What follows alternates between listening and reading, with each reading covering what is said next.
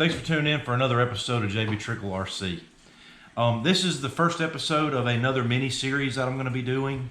This is covering the build of the 21.5 GFRP foam tire car that I'm getting ready to build and start racing again in the Dirt Oval series. Like I've mentioned in episodes before, I have ran this class already. I was on a different brand chassis at the time and took a break from it, went rubber tire racing, and been thinking about it for a little while about getting in the foam tire again. Had a couple of my good friends kind of convince me and talk me into coming back as well. And I want to, because my goal here is I do want to get to the 17.5 class with this too. I run the 17.5 class on the Paved Oval series. There's no reason that I shouldn't be able to make it to the 17.5 foam tire series. So that's my goal. I got a little ways to go before I'm even feel ready to approach that. But we're going to run the 21.5 class with it. You guys are going to get to see a lot of cool episodes for that. I'm going to be doing a lot of winter racing, working on my foam tire program. I've got a track near me in Spartanburg, South Carolina that runs all winter long. And so we're going to be doing a lot of testing and tuning over the winter, trying to get it ready. But again, this is episode 1 for the build of this car. And what you're going to mainly see in this episode is I'm going to start talking about some of the things I'm going to look for in the car, some of the things, some areas of focus that we've got to go over. I'm going to rebuild the direct drive differential in this episode, so you'll get to follow me through that process as well.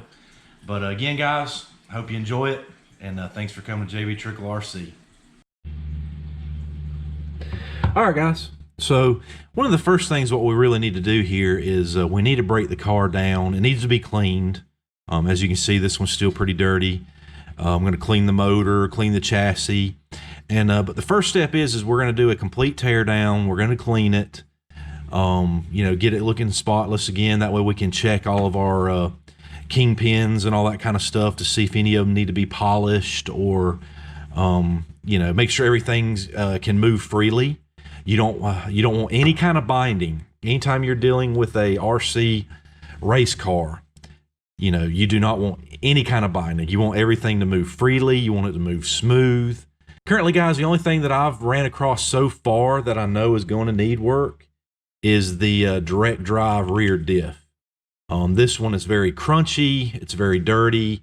So we're going to go in and make sure we clean that up and get it nice and smooth again and operating as it should. I had tires on here before I started the video, that way I could feel the differential, and like I said, very gritty, almost locked up.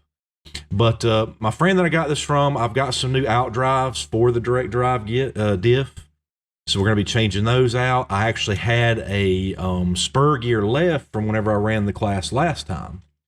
I'm going to be able to build a completely new direct drive differential. And whenever I take this one apart, I'm going to clean it up too the best I can. And you can see this one's very worn. But what I like to do is I like to go in and have a spare differential in my toolbox for race day. You never know when you may need one, have to swap one out between, rounds or so on and so forth. But so I'm going to put a brand new one in here because my friend, again, gave me some parts for it. I had a spare spur gear already. And actually, I needed a direct drive rebuild kit, and a good friend of mine actually had one he gave me as well. He said he had an extra one in his toolbox. He was no longer running this car, so he gave me that as well. So I'm going to be able to do a complete diff rebuild on this while we go through the car. One thing I want to do right now is I want to go ahead and remove the shocks. And I'm not going to remove them fully. What I'm wanting to do is just see if everything's going to move freely here as well. Okay, so I'm going to pull that out. Same over here. So, okay, so I'm going to pull that out. And all I'm wanting to do here is, you know what, I am going to go ahead and pop off those rear shocks, because this is the only reason I'm doing this right now. This is going to tell me what areas I need to look at. But I'm going to lift that arm and drop it, and that's very free. I feel no binding at all. And try this side, same thing, very free, no binding, so that's good. So I may not have to repolish the kingpins, but I'm definitely going to re-lube them. So I'm not ready to do the complete teardown yet, So I'm just going to go ahead and pop these back on for now.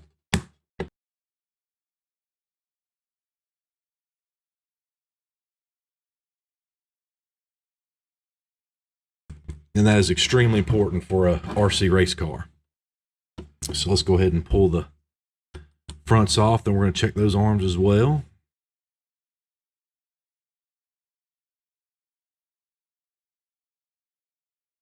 Now that we got the front ones off, let's do the same thing.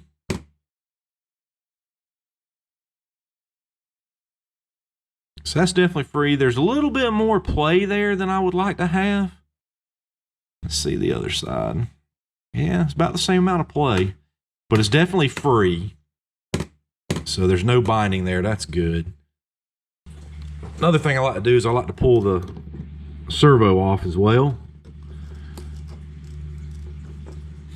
And I want to check and see if the steering linkage is very free too. Once again, any kind of binding and any kind of unnecessary friction you want to get rid of. So, okay, yeah, the steering, real smooth, no binding whatsoever. So that's a good thing as well. So we're pretty much good. So we're still going to do a complete tear down of the car. We're still going to do all that kind of stuff because we still have to clean it. I've got to rebuild the differential. I'm still going to look at the kingpins, but now that I've done that, at least we know that the there's currently no binding in the car other than the differential. Like I said, the differential really needs some work. So let's put this back together.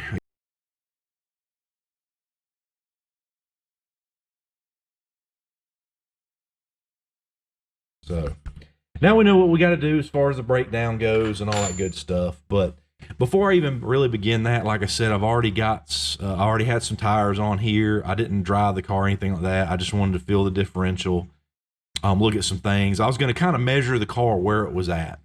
I don't know what the spring, well, I can tell what the spring combo was, but I don't know exactly what the setup was on this car. So I was just taking some pre-measurements and things of that nature. But we're going to just go through and adjust all that. I'm not going to go into deep detail on the setup. Once we get to that part, I'm gonna let you watch the process, and you're going to see some of the setup. But I'm not going to like go into the big definition of what springs I'm running and this, that, and the other. And just let me say now, that's not due to secrecy. This is the first time I'm going to be running a GFRP 3.2 dirt oval car, so I don't even really know. I may be putting the one of the team setups on there just as a baseline. If you go to GFRP's website, just like if you have a Custom Works car, if you go to their website, generally they have a team driver setup with a track list of where they've ran that will give you a good starting point if you have no idea where to run. Another thing you can always do is talk to some of your friends at the track. Most of the time, those guys are going to be willing to help you, get you going, get you started, things of that nature. But since this is my first time running this particular brand car, I think that's likely what I'm going to do. I'm just going to go to the GFRP website, get one of their team driver setups, and use that as the baseline. And from there, I can swap out the springs and things of that nature. All right, guys. So one of the next things we need to do in the process of getting this ready is we need to get another body on the car. I don't have any late model bodies that fit this one. All the other ones were for either buggy or my old Custom Works car. And some things are going to be a little different and things of that nature. So I've already went through and changed my body pin heights to fit a late model body. I've already dry fitted a late model body. So we just got to get it ready to go on here. Since I've got a really recent 2-body painting tutorial already up on my channel, there's really no point in me going in and filming that again at this time. I will do some more painting tutorials in the future, but I figure with this particular body, I didn't really do anything fancy, just some new logos and my numbers and things of that nature. But I figured what would be cool is if I just went ahead and showed you the finished body that we are going to mount. Again, once I get that painted up and mounted. So once we get to that point, you're gonna get to see it. So I just figured it'd be cool, we'll skip the painting process for this build because this build is more focused on getting a chassis ready. And again, because I've got a fresh painting tutorial video, I felt it wasn't really necessary at this point. I will do more painting tutorials in the future, but that's not the point of this video. This video is getting this car race ready.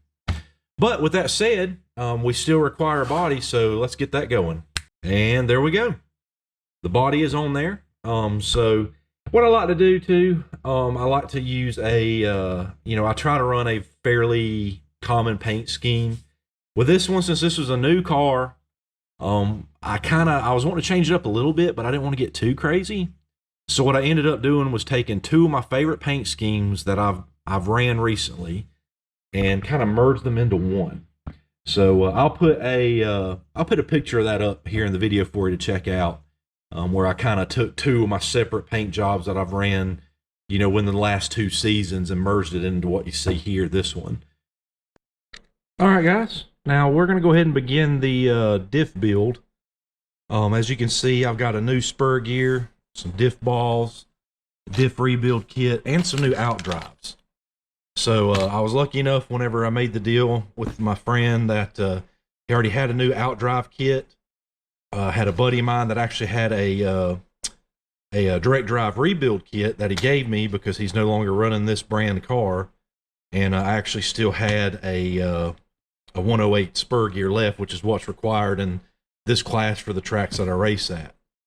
So getting ready to go through, put this together. Going to pull this one out, and I'm going to build this one as a backup, even though this one's in pretty rough shape. I'm going to build it as a backup. I just like to have one just in case. So the only thing I think I'm going to have to do is I'm probably going to have to order some extra bearings to be able to do that. But that's fine. So we're going to build the new diff, get that in the car, and then we're going to continue with the process of rebuilding, cleaning it up, and all that good stuff.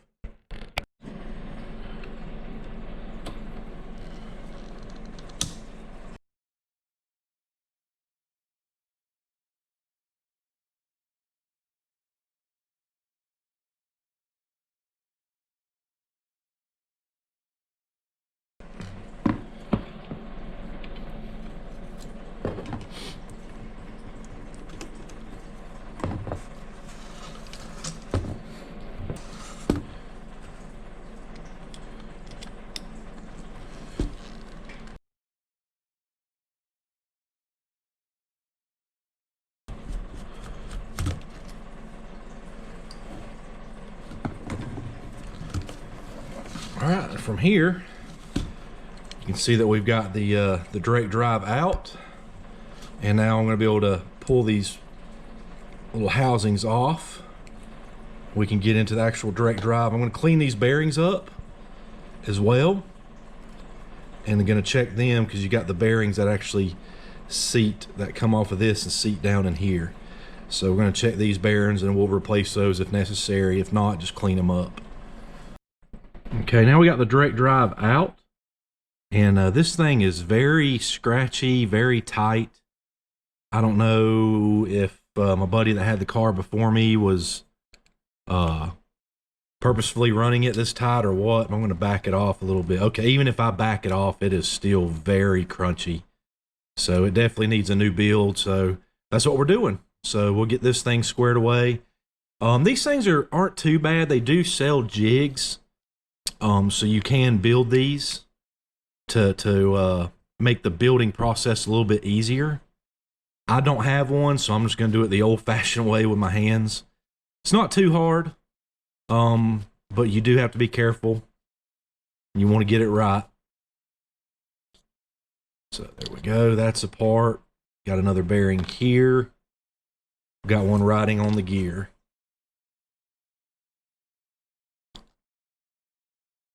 So, but I'm going to take this and get the new one out of the packages and ready to go, and then I'll cut back in. All right, the first thing I'm going to do is get my diff balls. I actually got some ceramic diff balls ready to go into the spur gear here. I just want to double check, make sure that this is going to cover up the right set of diff ball holes, which it is. And also another thing you can do with these, I'm not going to show on the video because it can be a long process. You'll get some fine sandpaper and polish one side of this. This will help make the diff smoother. These actually feel pretty good the way they are, but I'm still going to polish them up beforehand. And but again, I'm not going to film that just because it can be quite a tedious and long process. But I would just get what my process is. I'll just get some wet dry fine sandpaper, spray down some rim oil, the Remington oil, just run it out and back like that on the sandpaper. But I've got my Salt RC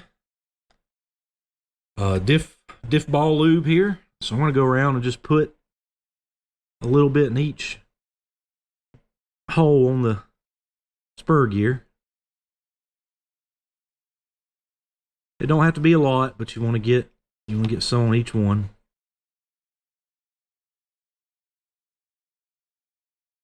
There we go. Back that up. Recap that.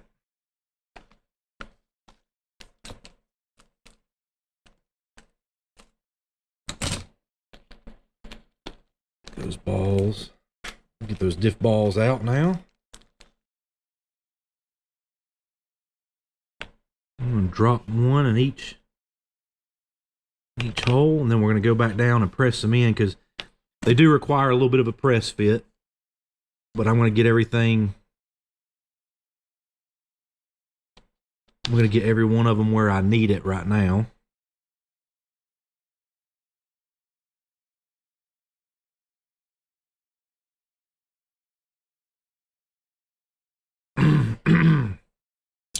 And you can see I got them all in there. Now I'm just going to go around and push them all in. These are going in with, you know, not a lot of force. I've had some that are really tight. I guess the diff ball manufacturer, you know, there's going to be a tolerance in the diameter of the diff balls and things of that nature. The diff balls I'm using here are the ProTech ceramic diff balls. So now this is ready to go. So I'm going to cut out, get some more things ready, and then we're going to cut right back in. All right, we got that set up. We got my bearing inside the spur gear. Go ahead and put this bearing back here. And now we've got to build this little compression screw here. Or we got to put together a little kit, and there's some little balls that's going to be required going in here. And to do this, what I'm going to do is use a little bit of grease, because that's what it called for on my old car. And I'm going to do the same concept with that. Get a little bit of grease out. I'm going to slide one of these on over.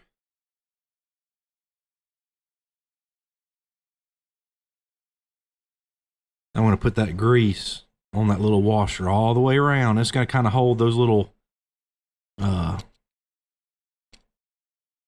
come on now. It's going to hold those other little balls in place too. The Custom Works had one that was a one piece. This one here, you've got to kind of build separately, and that's fine. It's my first time working on this car, so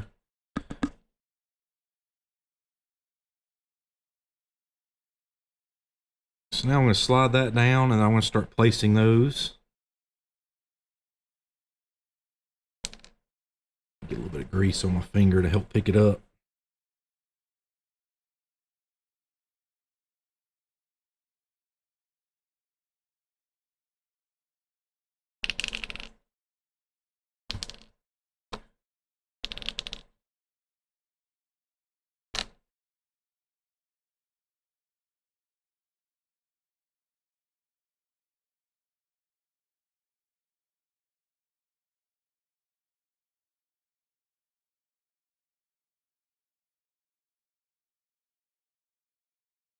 Okay. So as you can see, we got those on all the way around. And we're going to take this other little washer, slide it right on there as well.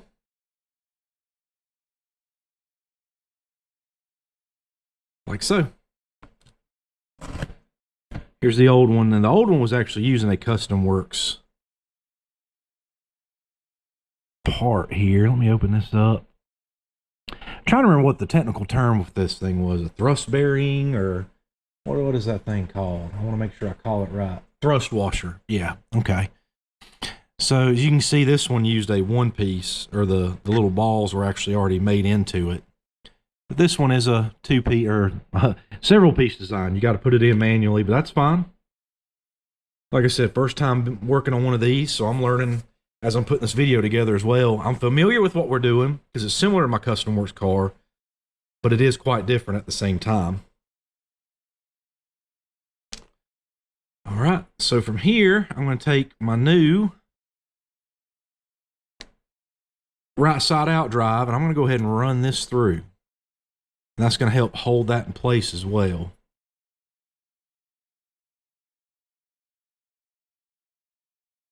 And if you're wondering, well, that's got a lot of play in it, you're right, but it won't once we have the male version in, okay? Because that's going to go fit inside of that hole slightly as well. So I'm going to lay this here.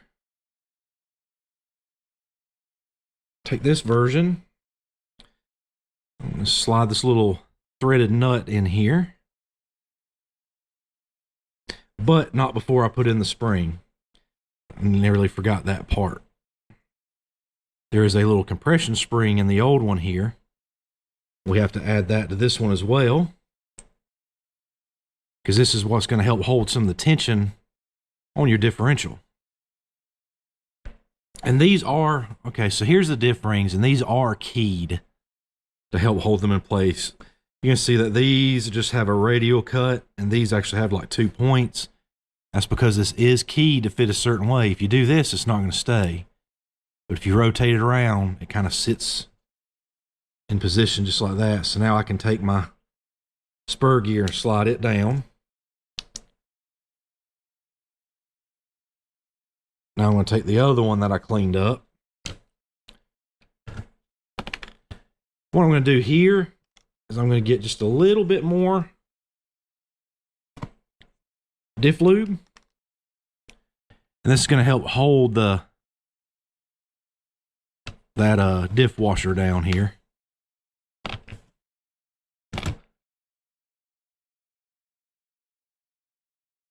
Not a lot. That's probably more than I even need, so I'm just going to run that around my fingertips like so. Something like that, just to help hold it in place is all. Then I'm going to get that key side set and locked in place. See, with that, it kind of helps hold it in place, and that's the reason we're doing that.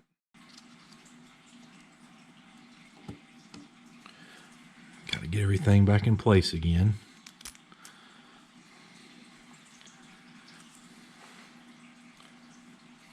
Okay. Like so.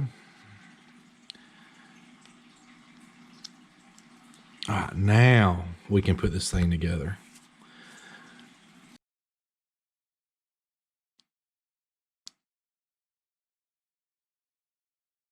Just like so. Now I can start running this down again.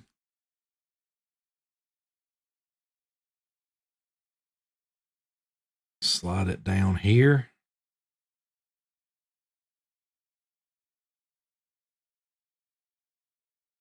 There we go. Now it's starting to tighten. So I'm going to go a little bit until it gets real tight, and then I'm going to end up backing it off. So, okay, so right there it stopped. So this is a lot smoother now. Earlier, the old diff was actually locked up to the point that it was almost like it had like a locker in it, like a posi lock or something.